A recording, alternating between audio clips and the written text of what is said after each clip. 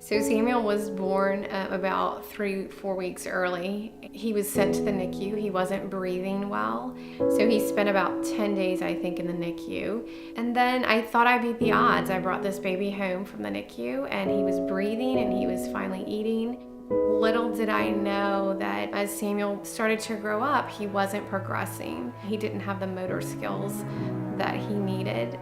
I moved to Nashville, Tennessee when Samuel was 2.5. And his pediatrician really pushed for him to have more testing. And then eventually, when Samuel was 8 years old, he was diagnosed with being on the autism spectrum. Samuel, he's a gift from God. His perspective on the world is, if everyone had it, we wouldn't have the problems we have in the world. He makes you slow down and appreciate the things that God has given us. As I was researching the issues that Samuel was having with his language development, I started reading about different medications that people took when they were pregnant, and I saw that valproate was actually an indicator for children with low verbal IQ, and I realized that I had taken valproate throughout my entire pregnancy with Samuel.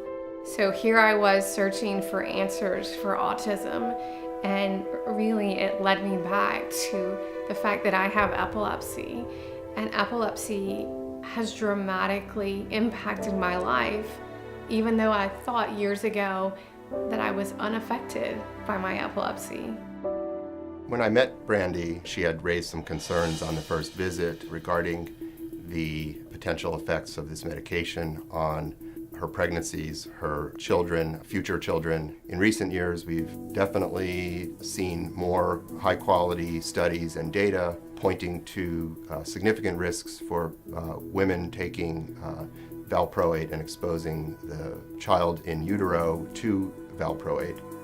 During Brandy's pregnancy in 2003, that information was not available. There have been studies that came out in 2009 suggesting an association of lower IQ points in babies who were exposed in utero to this medication.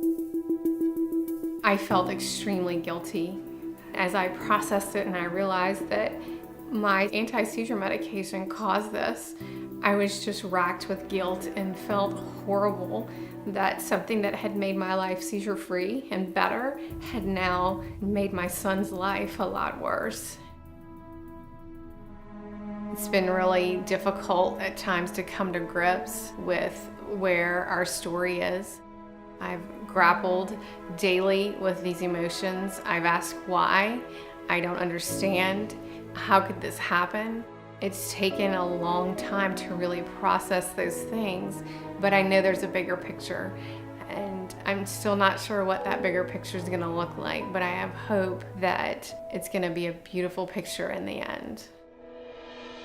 1 in 68 children will be diagnosed with autism. However, 1 in 26 people will be diagnosed with epilepsy in their lifetime. Half of those are women. What are we giving these females from the time that they're young to the time that they're older? Women are very different. We are made different, and we have to address those needs. Brandy developed a My Epilepsy Story to help advocate, to help fund research, and to help educate people. And that is what our mission is.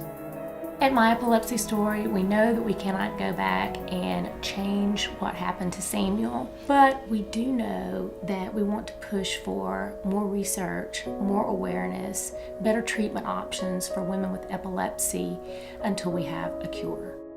I have been very privileged to watch Brandy build this thing. The sky is the limit for who she can help, not just in this country, but internationally. For me, epilepsy used to symbolize shattered dreams of what I thought my life was going to be. Now I see that My Epilepsy Story is just one piece of a beautiful mosaic, showing the stories of every woman and girl living with epilepsy. Please join with us as we research, educate, and advocate for these women living in every corner of the world.